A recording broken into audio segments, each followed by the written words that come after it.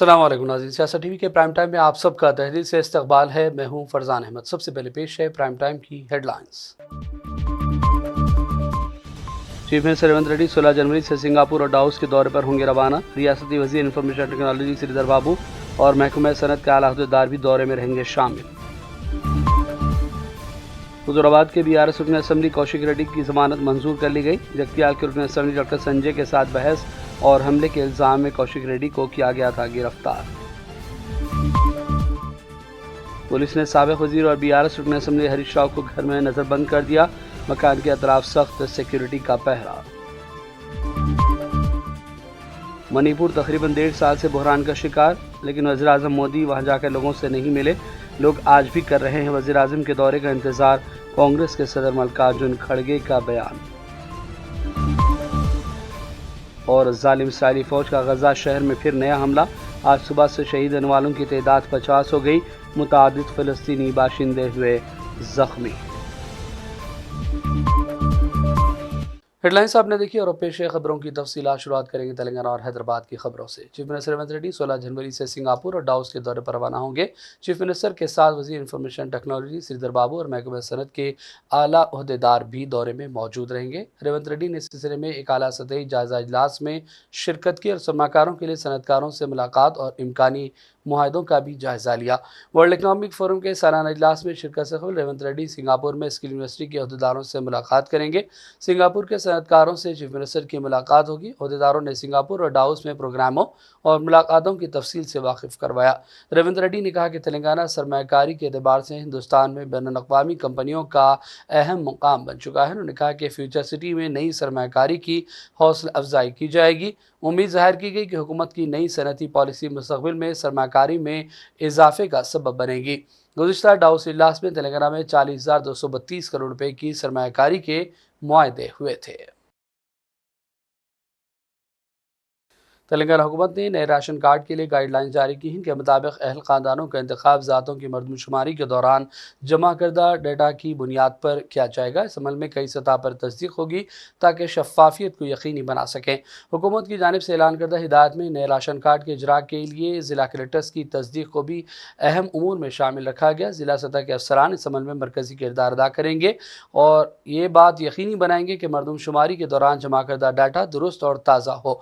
Municipal commissioners और ग्राम सभाओं का किरदार भी काफ़ी अहम होगा। मुमकिना मुस्तहिकीन की फ़हरिस्त में मुकम्मल जांच पड़ताल भी की जाएगी। 26 जनवरी से नए राशन कार्ड जारी करने हुकूमत मंसूबा रखती है। इस सिलसिले में तमाम तर ज़रूरी इक़दामात किए जा रहे हैं। हुजूराबाद के BRS रुकन असम्बली कौशिक रेड्डी की जमानत को मंजूर कर लिया गया। 3 मुकदमात में कौशिक रेड्डी को करीमनगर जिला के सेकंड एडिशनल जूनियर सिविल जज ने जमानत दी। वाज़ेह है कि जगतियाल के रुकन असम्बली डॉक्टर संजय के साथ बहस और हमले के इल्ज़ाम में कौशिक रेड्डी को करीमनगर की पुलिस ने हैदराबाद से गिरफ्तार करते हुए करीमनगर मुंतकिल किया था। आज सुबह की अवलीन सातों में जज के इजलास पर पेश किया गया। फाजिल जज ने कौशिक रेड्डी की जमानत को मंजूरी दी। తెలంగాణ ప్రజలకి మరియు ప్రత్యేకంగా నా హుజూరాబాద్ నియోజకవర్గ ప్రజలందరికీ కూడా పేరు పేరున సంక్రాంతి శుభాకాంక్షలు తెలియజేస్తా ఉన్నాను।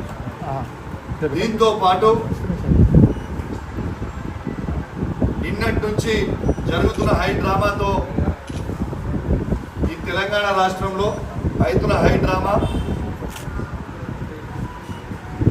ఈ డ్రామాకి డ్రామా జరుగుతున్నప్పుడు నాకు మద్దతు తెలిపిన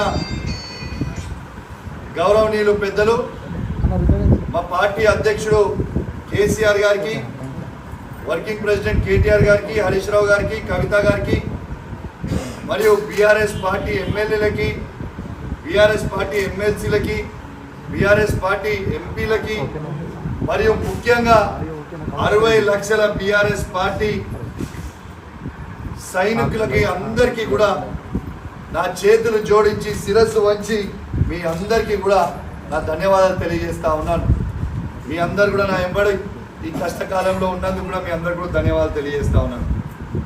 దీంతో పాటు ఇవాళ నేను పండుగ కాబట్టి ఇవాళ నేను రాజకీయాలు మాట్లాడొద్దు అనుకుంటా ఉన్నాను।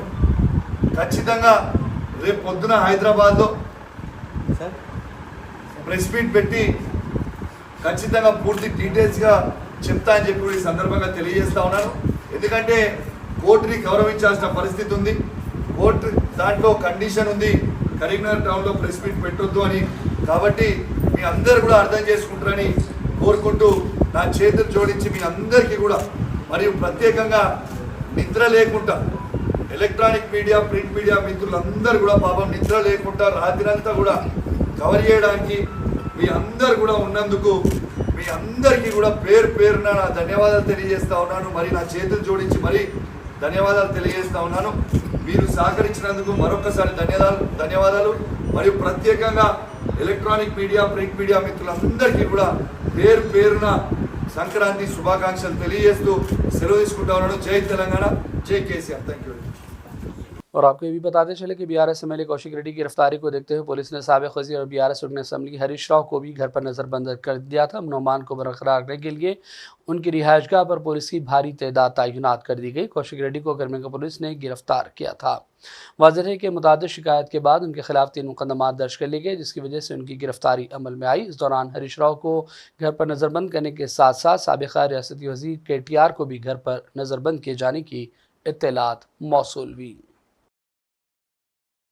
MLC आमिर अली खान ने हालिया फसाद से मुतासरा तेलंगाना के जैनूर का दौरा किया। इस मौके पर उन्होंने फसाद से मुतासरा लोगों से तफसीली बातचीत की और उनके अहवाल दरियाफ्त किए। इस मौके पर जनाब आमिर अली खान ने मुतासरा लोगों में रकमी इमदाद भी तकसीम की है। रुकन कानून साज कौंसिल BRS के कविता ने तेलंगाना के अवाम को संक्रांति की मुबारकबाद दी। हैदराबाद के KBR पार्क में सुबह के वलीन सातों में तेलंगाना जागृति के ज़ेर-ए-एहतमाम तकारीब का इनेकाद भी हुआ, जिसमें कविता ने शिरकत की। इस मौके पर ख़वातीन की बड़ी तादाद देखी गई। कविता ने कहा कि शहर में देहाती माहौल पैदा करते हुए भोगी त्यौहार मनाना काबिल सताइश है। उन्होंने कहा कि हमारी सकाफ़त और रिवायात को आइंदा नस्लों तक पहुँचाने में त्यौहार का अहम रोल होता है। इस मौके पर मुख्तलिफ सकाफ़ती प्रोग्राम और रिवायती रक़्स शुरका महसूस हुए। इससे कबल तेलंगाना जागृति के ज़िम्मेदारान की जानिब से कविता का रिवायती अंदाज में शानदार इस्तक़बाल किया गया था। बहादुरपुरा ट्रैफिक पुलिस के अहदेदार अशरफ अली ने मीडिया के लिए एक बयान जारी करते हुए आवाम को मशवरा दिया कि वो संक्रांति के दौरान चाइना के मांझे का बिल्कुल इस्तेमाल न करें। उन्होंने कहा कि जो लोग सड़कों से गुजरते हैं, आमदोरफ्त में मसरूफ़ हैं, उनके लिए ऐसे मांझे शदीद ख़तरात का बास बनते हैं और लोगों की जान को ख़तरा लगा रहता है। आइए देखते हैं उनका ये बयान। Hello, good evening friends. Hyderabad city police Bahadurpura traffic PS HG officer Veer Ashraf Ali, आप सबको संक्रांति मुबारक हो।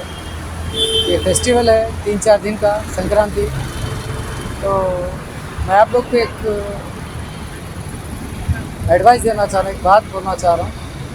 आप लोग इस फेस्टिवल को खुशी से मनाइए और इसमें पहली चीज़ चाइना का मांझा मत यूज़ करिए। चाइना के मांझे से आप तो पतंग उड़ाते, आप खुशी मनाते, आप मज़े लेते। वो मांझा जब पतंग कट के रोड पे आता, तो जब गाड़ियों पे लोग जा रहे हैं बाइक पे, उनको गले पे लग के गले कट जा रहे हैं, उनकी जान चले आ रही, डैमेज हो जा रहा है। इसलिए आप लोग से एक एडवाइस देना चाह रहा हूँ मेरे दोस्तों से, बराए मेहरबानी चाइना का मांझा मत यूज़ करिए आप लोग। और एक चीज़, अपने मासूम बच्चों को बाहर मत छोड़िए पतंग उड़ाने के लिए, किसी के भरोसे पे मत छोड़िए। बच्चे रोडों पे पतंग लूटने के लिए आ रहे हैं, खुदा ना खास्ता कुछ एक्सीडेंट हो गया तो हमको परेशानी होती है। हम अपने मासूम बच्चों की बड़ी मुश्किल से पाल के पोस के हम उन्हें बड़े करते, तो हमारा फ़र्ज़ बनता है कि हम उनकी हिफाजत करें और अपने बच्चों की खुद हम हिफाजत करें, ना कि किसी के भरोसे पे। कोई दोस्त के साथ जा रहा, कोई हमारे पड़ोसी के साथ जा रहा, उनके भरोसे पे मत रहिए आप, क्योंकि कुछ भी हादसा पेश आ सकता, इससे एहतियात करिए। और एक चीज़, जब भी आप लोग अगर बाहर निकल रहे हैं ये 3-4 दिन तक, क्योंकि ये फेस्टिवल काइट फेस्टिवल पतंग सूखे में पतंग उड़ा रहे हैं तो खुशी से, यानी इसमें कोई मज़हब यानी सब कोई इसका मज़ा ले रहे, हर कोई इस फेस्टिवल को मना रहे हैं। तो मैं आप लोगों से गुजारिश कर रहा हूँ, जब भी आप लोग घर से निकलेंगे 3-4 दिन के लिए एहतियात करिए। रुमाल जो होता है घर में अपने, टॉवेल हो या शॉल हो या कोई रुमाल हो, ऐसे अपने गले पे ऐसे लपेट कर, देखिए मैं आपको बता रहा हूँ, ऐसा लपेट कर आप बाइक पे निकलिए, सवारी करिए बाइक। तो इससे क्या होता है, जो भी मांझा अगर बीच में आता तो डायरेक्ट गले पे अटैक नहीं होता। इस रुमाल से थोड़ा हमारे को सहूलत मिलती है कि हम रुक के फिर उस मांझे को हटा सकते। ये रहने से काफ़ी सहूलत है। और सभी को फिर एक मरतबा Mir Ashraf Ali H officer Bahadurpur traffic case की तरफ से संक्रांति बहुत बहुत मुबारक। जय हिंद। वरंगल के पुचाव मैदान में हर इतवार नमाज मगरिब के बाद एक मुनफरिद हफ्तेवारी प्रोग्राम जमात इस्लामी हिंद की जानिब से मुनक़िद होता है। इस प्रोग्राम में उम्मत की रहनुमाई के लिए स्टूडेंट इस्लामिक ऑर्गेनाइजेशन के साबिक़ जनरल सेक्रेटरी सैयद अजहरुद्दीन ने बयान दिया। वरंगल के हमारे नुमाइंदे निज़ामुद्दीन के मुताबिक प्रोग्राम का मकसद नौजवानों को इस्लाम के अमली पहलुओं से रोशनास कराना और उनकी ज़िंदगी में इस्लामी अक़दार के निफाज पर जोर देना बताया गया है। कि आप क्या कर रहे हैं। 99% लोग यही कहेंगे मैं जॉब कर रहा हूं या बिजनेस कर रहा हूं या फलां कर रहा हूं या फलां कर रहा हूं। कोई भी अपना प्रोफेशन इस्लाम नहीं बताएगा। मैं इस्लाम के लिए काम कर रहा हूं, अगर कोई कहता है तो बताइए उसको। उनसे मिलेंगे, उनके अंडर रह के हम अपनी तरबियत हासिल करें। इल्ला माशाअल्लाह मिलेंगे आपको। बड़ी बड़ी जमातों के जुम्मेदारान यही कहते हैं आपकी क्या मसरूफियत है। वो ये नहीं बोलते कि मैं फलाने जमात का जिम्मेदार हूं, फलां का ये हूं, फलां का ये हूं। वो तो बाद में बोलेंगे, लेकिन मैं ये कारोबार करता हूं, मेरी ये नौकरी है, मेरी ये जिम्मेदारी है, मैं फलां ये करता हूं। तो हमारी ये सोच को हमें तब्दील करने की जरूरत है कि हम इस्लाम के लिए भेजे गए हैं। इस्लाम का काम मुझे और आपको करना है। इस्लाम को अगर हम अपना प्रोफेशन बनाएंगे, ये बाकी जितनी भी छोटी छोटी चीजें हैं ये सेकेंडरी है। आपके औलाद की तरबियत, आपके बीवी बच्चों को पालना, वालिदैन के हुकूक है, ये सब चीजें ये पूरे इस्लाम में ही है। इस्लाम के बाहर कोई चीज नहीं। हम वो नीयत से करेंगे तो अल्लाह रब्बुल इज्जत ये तमाम चीजें मुझे और आपको इन तमाम चीजों में सहूलत अता करेगा। हमको चाहिए कि ऐसी चीजों पे हम ब्रेनस्टॉर्मिंग करने की कोशिश करें, गौर फिक्र करने की कोशिश करें। आज हम में से अगर कुछ नौजवान कुछ अच्छा काम करने के लिए आगे बढ़ने की कोशिश करते हैं, ये मेरे साथ खुद हुआ है। ये जब मुझे एसआईओ की जिम्मेदारी दी गई, मैं जॉब छोड़कर उधर जा रहा था। हमारे अपने जो करीबी लोग हैं उन्होंने कहा कि आप घर के अकेले ब्रेड अर्नर है, आप ऐसा चले जाएंगे तो घर कौन चलाएगा। आप फुल टाइम उधर देंगे तो इधर कौन देखेगा। आपकी बेवा मां है, आपकी शादी होने वाली है, ये सब कौन देखेगा, जिम्मेदारी कौन उठाएगा। ये हमारे अपने लोगों ने कहा। वो कोई जिम्मेदारी जब अदा करने के लिए आप आगे बढ़ते हैं, दीन के लिए, इस्लाम के लिए, अल्लाह के लिए। जितने साल मैं वहां पर था कभी मुझे कोई टेंशन नहीं था। जिस दिन से मैं जिम्मेदारी छोड़ के आया हूं, हर दिन मुझे टेंशन है। तो अल्लाह ताला भी आपके साथ उसी तरीके से मदद करेगा जिस नीयत से आप अल्लाह की राह में निकलते हैं, जिस नीयत से आप अल्लाह की राह में अपने आप को खपाने की कोशिश करते हैं। तो हमारा जो करियर है, हम जो पढ़ने के लिए लोगों को कहते हैं, हम इल्म हासिल करने के लिए जो लोगों को कहते हैं, वो अच्छे बैंक बैलेंस, अच्छी कमाई और अच्छे चीजों के लिए नहीं है, बल्कि अच्छे इस्लाम को कंट्रीब्यूट करने के लिए। हमको बेहतरीन सलाहियत के लोग चाहिए, सिर्फ उसी लिए कि यहां पर अल्लाह के जमीन पे अल्लाह का दीन कम से कम वक्त में बेहतरीन से बेहतरीन तरीके से हम उसको काम कर। और अब बढ़ते हैं चंद अहम कौमी और आलमी खबरों की जानिब। कांग्रेस के सदर मल्लिकार्जुन खड़गे ने कहा कि मणिपुर तकरीबन 1.5 साल से बहरान का शिकार है, लेकिन वज़ीर-ए-आज़म मोदी वहां जाकर लोगों से नहीं मिले। हालांकि मणिपुर के लोग आज भी वज़ीर-ए-आज़म का इंतजार कर रहे हैं। कांग्रेस ने राहुल गांधी की भारत जोड़ो यात्रा का हवाला देते हुए उन्होंने कहा कि 1 साल कबल मणिपुर से इसका आगाज़ हुआ था। खड़गे ने कहा कि वहाँ के लोगों के जख्मों पर मरहम रखने की हमने कोशिश की। राहुल गांधी ने मणिपुर में अपनी यात्रा की शुरुआत की थी। वहाँ के लोग आज भी परेशान हैं और मोदी के दौरे के मुंतज़र हैं। उन्होंने कहा कि मणिपुर अब भी वज़ीर-ए-आज़म के दौर के इंतज़ार में है, जिनके पास पूरी दुनिया का सफ़र करने का वक्त है, इरादा है, लेकिन वो मणिपुर के परेशान लोगों से मिलने जाना ज़रूरी नहीं समझते। वो लगातार अपनी पार्टी के अरकान और ख़ुद वज़ीर आला समेत मणिपुर के सियासतदानों से मिलने से भी इनकार कर रहे हैं। कांग्रेस के साबिक़ सदर राहुल गांधी ने आम आदमी पार्टी के सरबराह केजरीवाल पर शदीद तनकीद की और कहा था कि अरविंद केजरीवाल झूठे वादे करते हैं। इसके बाद अरविंद केजरीवाल ने जवाबी तनकीदें की और कहा कि कांग्रेस राहुल गांधी अपनी पार्टी को बचाने की कोशिश में हैं, जबकि वो मुल्क बचाने की जंग लड़ रहे हैं। केजरीवाल ने बीजेपी को भी इस मौके पर शदीद तनकीदों का निशाना बनाया। और जहां इनके नेता जा रहे हैं जनता इनसे पूछ रही है कि पहले हमारे पैसे रख, उसके बाद अपनी बात शुरू करियो। जिन इलाकों में इनके नेताओं ने पैसे नहीं बांटे उनके अंदर रोष है कि हमारा पैसा कहां गया सारा। तो इनके नेताओं ने पैसे रख लिए। इनकी पार्टी ने कंबल बांटने को भेजे, एक कॉलोनी में कंबल बांटे, बगल वाली कॉलोनी में नहीं बांटे। तो बगल वाली कॉलोनी वाले पूछ रहे हैं भाई इस कॉलोनी में बांटे, हमारे कंबल कहां गए। चादरें बांटी, इस कॉलोनी में बांटी, बगल वाली कॉलोनी में नहीं बांटी। तो उस वाले लोग भी बड़े वो हैं कि हमारी चादरें कहां गई। साड़ियां ऊपर से पार्टी ने तो भेजी सारे इलाके में साड़ी बांटने के लिए, एक कॉलोनी में बांट दी, बाकियों में नहीं बांटी, बाकी खा गए। इनकी पार्टी ने जूते भेजे, इन्होंने 3 या 4 कॉलोनियों में बांटे, बाकियों में बांटे नहीं, जूते भी खा गए ये लोगों के, जैकेट भी खा गए ये लोगों के, सबको नहीं दिए। तो अब इनके नेता जहां जा रहे हैं वह जनता पूछ रही है कि हमारे नाम के आए हुए पैसे कहां हैं, हमारे नाम के आए हुए जूते कहां हैं, हमारे नाम के आए हुए जैकेट कहां हैं, साड़ी कहां है, कंबल कहां है, चादरें कहां हैं। तो जनता अब इनके दफ्तरों में जा रही है और लड़ रही है इनसे, इनके नेताओं से। जनता तो जो दफ्तर में चला जाता है उसका मुंह चुप कराने के लिए उसको तो दे देते हैं।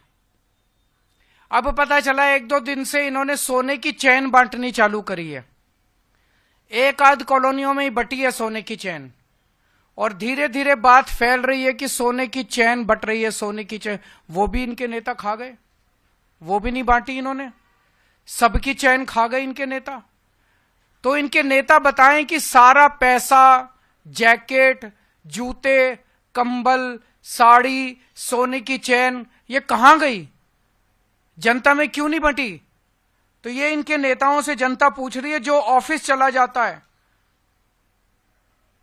उन और लड़ता है उनको दे देते हैं। इनके नेता खुलेआम कहते घूम रहे हैं कि दिल्ली वालों को तो हम खरीद लेंगे, दिल्ली वालों के वोट तो हम खरीद लेंगे। अब जब देख रहे हैं कि हार गए हैं तो अब खुलेआम कहते घूम रहे हैं कि दिल्ली वालों को तो हम खरीद लेंगे, दिल्ली वालों के वोट तो हम खरीद लेंगे। मैं दिल्ली की जनता से अपील करना चाहता हूं, जो ये बांट रहे हैं सब ले लो, लड़ झगड़ के ले लो, इनके दफ्तरों में जाके ले लो, इनसे लड़ो, लेकिन अपना वोट मत बिकने देना किसी भी हालत के अंदर। हमारा वोट बहुत कीमती है, हमारा वोट हीरे से भी ज्यादा कीमती है। वोट किसी हालत में मत बिकने देना। मेरी जनता से अपील है, मैं ये नहीं कह रहा आम आदमी पार्टी को वोट दो, मेरी जनता से अपील है जो पैसे बांटे, जो कंबल बांटे, जो साड़ी बांटे, जो चादर बांटे, उसको तो कतई वोट मत देना। ये देश के गद्दार हैं, ये देश को खरीदने, इनको इतना अहंकार हो गया है, इनको लगता है ये देश को खरीद सकते हैं। इनको जो पैसे बांटे, जो आपके वोट को खरीदने की कोशिश करे, उससे सब कुछ ले लो, उनका पैसा बर्बाद कर दो। इस बार जितना पैसा बांट रहे हैं इनसे और पैसा खर्चवाओ, सारा पैसा इनका लुटवा दो, वोट मत देना इनको। दिखा दो, इन लोगों को साबित कर दो कि दिल्ली की जनता को खरीदा नहीं जा सकता। इन पैसे वालों को, इन बेईमानों को बता दो इस बार, इन गुंडों को बता दो इस बार कि दिल्ली के लोग बिकाऊ नहीं और दिल्ली के लोगों का वोट बिकाऊ। और उधर दूसरी जानिब कांग्रेस के साबिक़ सदर राहुल गांधी दिल्ली इलेक्शन से कबल सरगर्म हो गए हैं। वो मुख्तलिफ इलाकों का दौरा करते हुए आम लोगों से मुलाकातें कर रहे हैं और उनके मसाइल को भी दरियाफ्त किया जा रहा है। राहुल गांधी ने मरकज़ की मोदी हुकूमत के साथ साथ दिल्ली की आप पार्टी हुकूमत पर भी तनकीदें की। खासतौर से उन्होंने केजरीवाल का नाम लेकर कहा कि उन्होंने वादे तो बहुत किए लेकिन कोई वादा वफा नहीं हुआ। राहुल गांधी ने कहा कि दिल्ली में हालात ऐसे हैं कि भयानक आलूदगी है, लोग बीमार रहते हैं, बाहर नहीं निकल पा रहे हैं। लोगों ने राहुल को अपना दुख दर्द बयान किया। रचाला इलाके में भी राहुल ने लोगों से बातचीत की। इस वक्त अवाम का हुजूम राहुल गांधी के अतराफ देखा गया। और बात करेंगे फ़लस्तीन के हवाले से। ज़ालिम इसराइली फ़ौज ने गाज़ा के रिहायशी इलाके को निशाना बनाते हुए बमबारी की और एक नया कत्लेआम किया। काबिज़ फ़ौज के जंगी तैयारों ने गाज़ा में रिहायशी इलाके पर जो हमला किया उसमें 6 शहरी शहीद, 30 ज़ख्मी और मुतअद्दिद लापता हुए। तिबी ज़राए के मुताबिक गाज़ा पट्टी के मुख्तलिफ इलाकों में ज़ालिम फ़ौज के हमलों में आज सुबह से शहीद होने वालों की तादाद 50 दर्ज की गई है। इसराइली काबिज़ फ़ौज ने गाज़ा शहर पर अपनी बमबारी को तेज़ किया है। हालांकि जंगबंदी का मुआहदा जल्द तय पाने के इम्कानात हैं और इस दौरान हमलों में भी इजाफा हुआ। गजा पट्टी में नस्लकुशी की जंग मुसलसल 465 दिनों से जारी है और ज़ालिम इसराइली फ़ौज की जानिब से गजा के मुख्तलिफ हिस्सों में शहरियों का कत्लेआम और जंगी जराइम का इर्तिकाब किया जा रहा है। इस दौरान इसराइल और हमास के दरमियान होने वाले मुज़ाकिरात से मुतालिक एक फ़लस्तीनी अहदेदार ने कहा कि फ़रीक़ैन के दरमियान गाज़ा में जंगबंदी और गमारियों की रिहाई के मुआहदे की शराइत को क़तई शक्ल दी जा रही है। अमेरिका के सदर जो बाइडन ने भी अपने हालिया बयान में कहा कि फ़रीक़ैन के दरमियान मुआहदा अहम मोड़ पर है, जहाँ उसके नतीजा खैज साबित होने के इम्कानात हैं। लॉस एंजलिस में लगने वाली आग में अब तक 12,000 से ज़्यादा इमारतें, घर, दुकानें, शेड्स और गाड़ियां तबाह हो चुकी हैं। 24 अफराद की हलाकत की सरकारी तौर पर तस्दीक कर दी गई है। बेकाबू आग की वजह से एटन सबसे ज़्यादा मुतासर हुआ, जहां 7,000 से ज़्यादा मकानात और गाड़ियां जलकर खाक हो गई। मौसम की सूरत हाल से मुतालिक मालूमात फराहम करने वाले इदारे एक्वेडोर की जानिब से जारी करदा तफसीलात के मुताबिक अमरीका में लगने वाली इस आग की वजह से $250 अरब का नुकसान हुआ है। तहम इस आग की वजह से लॉस एंजलिस में अपने घरों से महरूम होने वाली मशहूर शख्सियात में कई हॉलीवुड शख्सियात शामिल हैं। अमेरिका में लगी इस बदतरीन आग की वजह से बड़े पैमाने पर जानी और माली नुकसान हुआ। वहीं अभी हज़ारों घर बिजली से महरूम बताए गए हैं। और अब आखिर में हेडलाइंस पर डालेंगे एक और नजर। चीफ मिनिस्टर रेवंत रेड्डी 16 जनवरी से सिंगापुर और डाउस के दौरे पर होंगे रवाना। रियासती वजीर इंफॉर्मेशन टेक्नोलॉजी श्रीधर बाबू और महकमा सनत के आला अहदेदार भी दौरे में रहेंगे शामिल। हुजूराबाद के BRS रुकन असम्बली कौशिक रेड्डी की जमानत मंजूर कर ली गई। जगतियाल के रुकन असम्बली डॉक्टर संजय के साथ बहस और हमले के इल्जाम में कौशिक रेड्डी को किया गया था गिरफ्तार।